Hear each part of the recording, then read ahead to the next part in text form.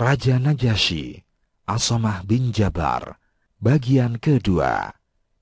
Najasyi bertanya kepada Ja'far bin Abi Thalib, "Apakah kalian membawa sesuatu yang dibawa oleh Nabi itu tentang Robnya?" Beliau menjawab, "Ya, ada." Najasyi berkata, "Tolong bacakan untuk kami." Lalu Ja'far membacakan surat Maryam. Dan ceritakanlah kisah Maryam di dalam Al-Quran, yaitu ketika ia menjauhkan diri dari keluarganya ke suatu tempat di sebelah timur, maka ia mengadakan tabir yang melindunginya dari mereka. Lalu kami mengutus ruh kami kepadanya, maka ia menjelma di hadapannya dalam bentuk manusia yang sempurna. Maryam berkata, "Sesungguhnya aku berlindung kepada Rabb yang Maha Pemurah, jika kamu seorang yang bertakwa." Ia Jibril berkata, "Sesungguhnya aku ini hanyalah seorang utusan Rabbmu untuk memberimu seorang anak laki-laki yang suci." Maryam berkata, "Bagaimana akan ada bagiku seorang anak laki-laki, sedang tidak pernah seorang manusia pun menyentuhku, dan aku bukan pula seorang pezina." Jibril berkata, "Demikianlah Rabbmu berfirman, hal itu adalah mudah bagiku, dan agar dapat kami menjadikannya suatu tanda bagi manusia dan sebagai rahmat dari kami. Dan hal itu adalah suatu perkara yang sudah diputuskan." Maka Maryam mengandungnya.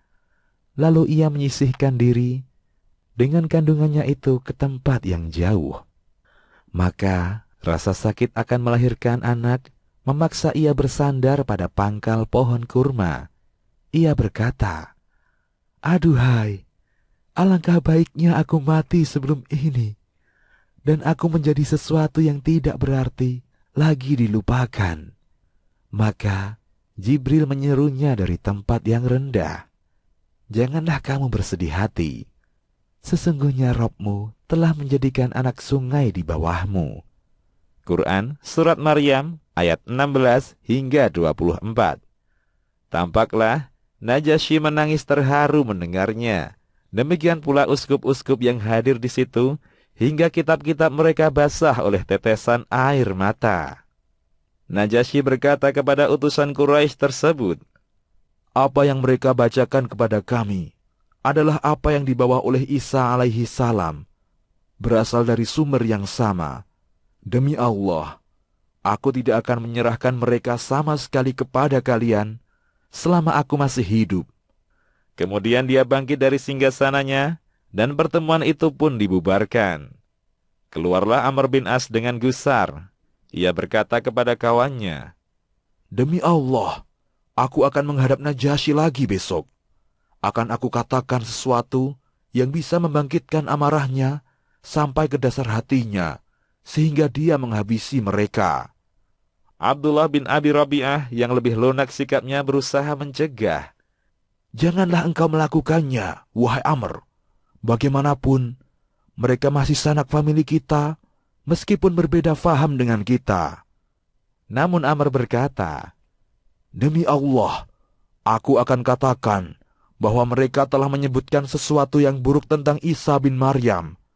Mereka menyembunyikan sesuatu. Mereka telah menuduh Isa dan mengatakan bahwa Isa hanyalah seorang hamba." Sesuai yang direncanakan, esok harinya Amr bin As menghadap kepada Najasyi dan berkata, "Tuanku, kemarin mereka telah menguraikan sesuatu, tetapi menyembunyikan banyak hal lainnya. Mereka juga mengatakan bahwa Isa adalah hamba." Kaum muslimin kembali dipanggil ke istana. Mereka ditanya, "Apa yang kalian katakan tentang Isa bin Maryam?" Ja'far menjawab, "Kami mengatakan sebagaimana yang dikatakan oleh Nabi SAW." Najasyi berkata, "Bagaimana kata-katanya?" Ja'far menjawab, "Beliau berkata bahwa Isa adalah hamba dan utusan Allah. Dia merupakan kalimatullah yang diletakkan pada diri Maryam, seorang perawan suci." Najasyi berkata, "Demi Allah, Tidak ada pendapat kalian yang salah tentang Isa alaihi salam, seujung rambut pun. Terdengar bisikan-bisikan para uskup yang terkesan mengingkarinya. Najasyi memandang mereka dengan tajam, lalu berkata tegas, "Aku tidak peduli dengan apa yang kalian bisik-bisikan." Beliau berkata kepada Ja'far dan kawan-kawannya, "Kalian boleh tinggal dengan aman di negeriku. Barang siapa berani mengganggu kalian, akan aku tindak dengan tegas. Aku tidak sudi disuap dengan segunung emas untuk mengganggu seorang pun di antara kalian." Beliau perintahkan kepada pengawalnya, "Kembalikanlah hadiah-hadiah dari Amr bin As dan kawannya itu. Aku tidak membutuhkannya. Allah tidak menerima suap dariku ketika aku dikembalikan ke negeriku. Untuk apa aku menerima suap dari mereka ini?" Hampir saja terjadi pertumpahan darah dengan keputusan Najasyi. Negeri Habasyah bergolak.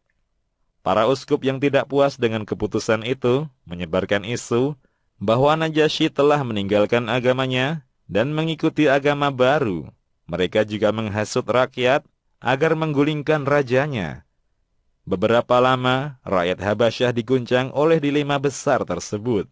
Bahkan beberapa orang ingin membatalkan baiatnya kepada Najasyi. Melihat hal itu, Najasyi mengabarkan situasi negeri kepada Ja'far bin Abi Thalib dan menyerahkan 2 buah kapal. Setelah siap menghadapi para pembangkang, dikatakannya kepada kaum muslimin, "Naiklah kalian ke kapal itu, amati perkembangannya. Bila aku kalah, pergilah kemana kalian suka. Akan tetapi, kalau aku menang, kalian boleh kembali dalam perlindungan seperti semula." Selanjutnya, Najasyi mengambil sehelai kulit kijang dan menuliskan di atasnya, "Aku bersaksi bahwa tidak ada ilah yang berhak disembah kecuali Allah, dan Muhammad adalah hamba dan utusannya yang terakhir. Aku juga bersaksi bahwa Isa adalah hambanya dan utusannya, ruhnya, dan kalimatnya yang ditiupkan kepada Maryam." Dipakainya tulisan itu di dada. Kemudian dia mengenakan pakaian perangnya dan pergi bersama para prajuritnya. Berdirilah Najasyi menghadapi para penentang-penentangnya. Dia berkata, "Wahai rakyat Habasyah, katakanlah, bagaimana perlakuanku terhadap kalian?" Mereka menjawab, "Sangat baik, tuanku." Najasyi berkata, "Lalu, mengapa kalian menentangku?" Mereka berkata, "Karena Anda telah keluar dari agama kita dan mengatakan bahwa Isa adalah seorang hamba." Najasyi berkata, "Bagaimana menurut kalian sendiri?" Mereka menjawab, "Dia adalah putra Allah." Maka Najasyi mengeluarkan tulisan yang dipakainya di dada, diletakkan di atas meja dan berkata, "Aku bersaksi bahwa Isa bin Maryam tidaklah lebih dari yang tertulis di sini." Di luar dugaan, ternyata rakyat menerima dengan senang pernyataan Najasyi. Mereka membubarkan diri dengan lega. Rasulullah Shallallahu Alaihi Wasallam semakin percaya kepada Najasyi. Penghargaan Najasyi terhadap muhajirin yang datang ke negerinya dan membuat mereka aman dalam perlindungannya menggembirakan Nabi Shallallahu Alaihi Wasallam. Apalagi setelah mendengar kecondongannya kepada Islam dan keyakinannya akan kebenaran Al-Quran. Hubungan Najasyi dengan Rasulullah Sallallahu Alaihi Wasallam semakin erat. Memasuki tahun baru 7 Hijriah, Rasulullah Sallallahu Alaihi Wasallam berkehendak untuk berdakwah kepada 6 orang pemimpin negeri tetangga agar mau masuk agama Islam. Beliau menulis untuk mengingatkan mereka akan iman serta menasihatkan tentang bahaya syirik dan kekufuran. Maka beliau menyiapkan 6 orang sahabat. Terlebih dahulu, mereka mempelajari bahasa kaum yang hendak didatangi agar dapat menyelesaikan tugas dengan sempurna. Setelah siap, ke-6 sahabat tersebut berangkat pada hari yang sama. Di antara mereka ada Amr bin Umayyah ad-Damari yang diutus kepada Najasyi di negeri Habasyah. Sampailah Amr bin Umayyah ad-Damari di hadapan Najasyi. Dia memberi salam secara Islam Dan Najasyi menjawabnya dengan lebih indah serta menyambutnya dengan baik. Setelah dipersilahkan duduk di majlis Habasyah, Amr bin Umayyah memberikan surat Rasulullah Sallallahu Alaihi Wasallam kepada Najasyi dan langsung dibacanya. Di dalamnya tertulis ajakan kepada Islam, disertai beberapa ayat Al-Quran. Najasyi menempelkan surat itu di kepala dan matanya dengan penuh hormat. Setelah itu, dia turun dari singgasana dan menyatakan keislamannya di depan hadirin. Selesai mengucapkan syahadat, dia berkata, "Kalau saja aku mampu untuk mendatangi Muhammad sallallahu alaihi wasallam, niscaya aku akan duduk di hadapan beliau dan membasuh kedua kakinya." Kemudian beliau menulis surat jawaban pendek kepada Rasulullah sallallahu alaihi wasallam yang berisi pernyataan menerima dakwahnya dan keimanan atas kenabiannya. Selanjutnya, Amr bin Umayyah menyodorkan surat Nabi sallallahu alaihi wasallam yang kedua. Dalam surat itu, Rasulullah meminta agar Najasyi bertindak sebagai wakil untuk pernikahan beliau dengan Ramlah binti Abu Sufyan, yang termasuk rombongan muhajirin ke Habasyah. Sepintas tentang Ummu Habibah. Sedangkan Ramlah, yang biasa dipanggil Ummu Habibah itu, memiliki lika-liku hidup yang berakhir dengan kebahagiaan. Meski sepintas, marilah kita simak perjalanannya. Ramlah binti Abu Sufyan adalah salah satu penentang kepercayaan ayahnya, sang pemuka Quraisy itu. Dia menyatakan keimanannya kepada Allah Subhanahu wa Ta'ala dan Rasul-Nya bersama suaminya, Ubaidullah bin Jahash. Oleh karena itu, pasangan suami istri ini termasuk yang mendapat gangguan dari orang-orang Quraisy. Keduanya ikut dalam rombongan muhajirin yang berlindung kepada Najasyi di Habasyah demi mempertahankan dinullah. Seperti yang telah disaksikan, para muhajirin itu mendapat pelayanan yang baik dan jaminan keamanan dari Najasyi, sehingga terbayang dalam angan Ummu Habibah bahwa semua deritanya akan segera berlalu. Dia tidak tahu perihal sesuatu yang disembunyikan takdir untuknya. Allah Subhanahu wa Ta'ala berkehendak menguji Ummu Habibah dengan ujian berat yang mampu mengguncang akal. Tidak disangka, Ubaidullah bin Jahash menjadi murtad. Dia masuk agama Nasrani dan berbalik memusuhi Islam serta kaum muslimin. Pekerjaannya hanya duduk-duduk di tempat maksiat dan menjadi pemabuk berat. Bahkan, dia memberikan tawaran kepada Ummu Habibah ikut agama Masehi seperti dirinya atau diceraikan. Di hadapan Ummu Habibah ada 3 pilihan yang sulit. Pertama, mengikuti suami dan menjadi seorang Nasrani, yang dengan demikian dia akan dikutuk dunia dan akhirat.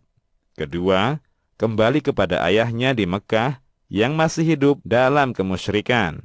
Ketiga, tetap di Habasyah seorang diri dalam pengasingan bersama putrinya, Habibah. Akhirnya, beliau mengutamakan ridho Allah Subhanahu wa Ta'ala atas segala masalah dan bertekad tetap tinggal di Habasyah bersama muhajirin lainnya sampai Allah Subhanahu wa Ta'ala menunjukkan jalan keluar. Tak berselang lama, beliau merasakan duka cita. Suaminya mati dalam keadaan mabuk. Setelah masa iddahnya habis, datanglah pertolongan Allah untuknya. Pagi itu amat cerah, saat terdengar suara ketukan di pintu rumah Ummu Habibah. Ketika dibuka, seorang wanita utusan Najasyi memberi salam dan berkata, "Tuanku Najasyi mengirimkan salamnya untuk Anda, dan berpesan bahwa Muhammad Rasulullah Sallallahu Alaihi Wasallam telah meminang Anda. Baginda Najasyi ditunjuk sebagai wakil untuk akad nikah. Maka, bila mana Anda menerima pinangan itu, bersiaplah segera menunjuk pihak yang menjadi wali Anda." Betapa tidak terukur kebahagiaan Ummu Habibah.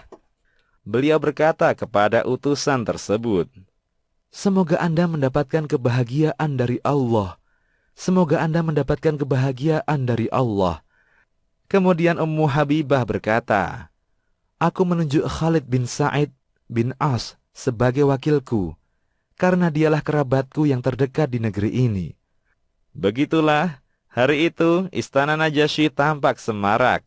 Seluruh sahabat yang ada di Habasyah hadir untuk menyaksikan pernikahan Ummu Habibah dengan Rasulullah Sallallahu Alaihi Wasallam.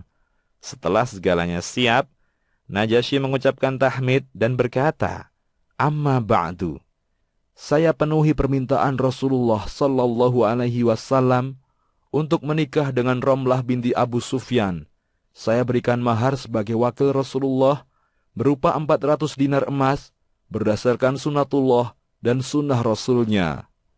Khalid bin Sa'id bin As sebagai wali Ummu Habibah berkata, "Saya terima permintaan Rasulullah dan saya nikahkan Ramlah binti Abu Sufyan yang memberi saya perwakilan dengan Rasulullah. Semoga Allah Subhanahu wa Ta'ala memberkahi Rasul dan istrinya. Selamat untuk Ramlah atas anugerah yang agung tersebut."